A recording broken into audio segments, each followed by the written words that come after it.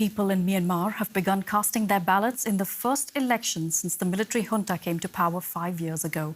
It is taking place amid a civil war and one of Asia's worst humanitarian crises. Sunday's voting is the first of 3 phases of the general election, which has been heavily criticized by the United Nations and Southeast Asia's ASEAN bloc. Opponents say the poll is an attempt by the ruling military junta to win legitimacy on the global stage. And the vote is further complicated by the fact that the junta doesn't control the entire country. It's fighting a civil war that, according to the UN, has killed over 6,000 civilians and displaced millions more. Under these sheets are the bodies of dozens of people killed in an airstrike by Myanmar's military. Tens of thousands of people have died and over 3 million people displaced since the country descended into a bloody civil war after the military seized power in a 2021 coup. The armed forces, known as the Tatmadaw, ousted the elected government of Aung San Suu Kyi.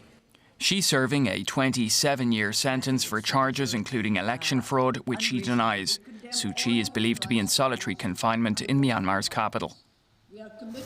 Since the start of the war, the junta has lost control of some areas of the country to pro-democracy guerrilla fighters and powerful ethnic minority armed groups.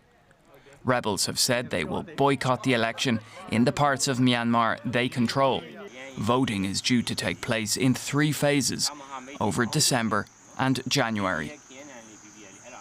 The junta has passed laws that it says are to avoid disruption to the election. There are severe penalties to those who don't obey them. Only approved parties can put candidates forward. 2 of Myanmar's major parties have either been dissolved or barred from the vote.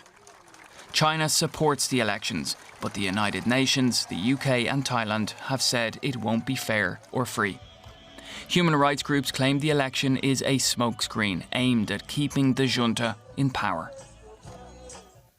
Beth Schaack is a former U.S. ambassador for global justice and is now with the Stanford Center for Human Rights and International Justice. She joins us from Seattle. Welcome to DW. Beth, how legitimate are these elections? These elections are entirely illegitimate. There is nothing that is free or fair about them for all the reasons your story mentioned. There are no opposition parties participating. There are no independent election observers. These are being held in the basis of a civil war that is still raging around the country, with the government attacking opposition areas. And there are huge swaths of the country that are autonomously governed by pro-democracy and opposition groups. They are not hosting this election. And so the results are simply a cynical attempt by the junta to consolidate their power and to gain some measure of international legitimacy. And the international community should simply not fall for this ruse.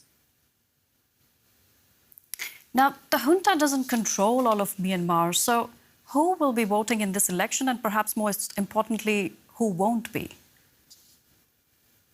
Well, anyone who is pro-government or pro-military will be voting, and any parties that have been co-opted or that are somehow dependent upon the military for their survival. Any truly independent or opposition parties will not be voting or participating in these elections. We have to remember that this is a regime that has been brought before the International Court of Justice, being accused of committing genocide against the Rohingya people. This is a commander-in-chief of the junta that is the subject of an arrest warrant by the International Criminal Court. So this is not a regime that wants to see free or fair elections. It simply wants to consolidate its own power and gain some measure of international legitimacy with China and other states. So this is not going to be a free or a fair election that the people of Myanmar can truly exercise their democratic aspirations. You've just mentioned China there. Why is China backing this election? China ultimately wants a measure of stability on its borders. It wants access to rare earth minerals and other goods and products that can come out of Myanmar.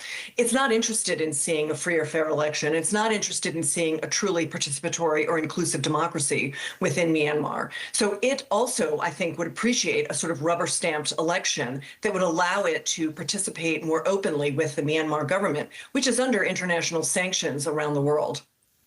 Now, the UN has warned that Myanmar is spiraling deeper into humanitarian catastrophe.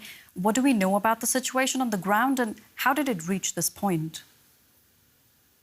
Civilian communities are still under attack within Myanmar around the country. Any area where there's a meaningful opposition that is forming or that is expressing itself has been under attack, including aerial attacks.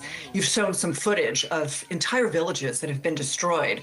The Rohingya people have been run out of their communities where they've existed for decades and centuries. Entire villages destroyed. And now the largest refugee camp in neighboring Bangladesh is where those individuals are trying to find refuge. The country remains under civil war. There are a number of ethnic armed groups that control large swaths of territory. So this is hardly the kinds of conditions that are conducive to an election where people can truly exercise any sort of choice in the matter. There are no candidates being fielded that are opposition candidates. This election has been called illegitimate. You've spoken about how this is an attempt to be legitimized on the global stage. Do you think the attempt will work? Well, the fear among many is that there will be violence around these elections, that individuals will be forced to participate, that anyone who's seen casting a ballot that is not for the ruling junta will be somehow punished for their exercise of their democratic rights. And so that's one of the major fears. Of course, there will be a result, and it will ratify the existence of this military government, but no one should be fooled by those results. This was not a choice of the Myanmar people, of the people of Burma. This was simply a choice that was imposed upon them by the military junta that is just trying to legitimate their coup that they staged in 2021. Beth Schaack from Stanford Center for Human Rights and International Justice. Thank you so much for your insights. Thank you for covering these issues.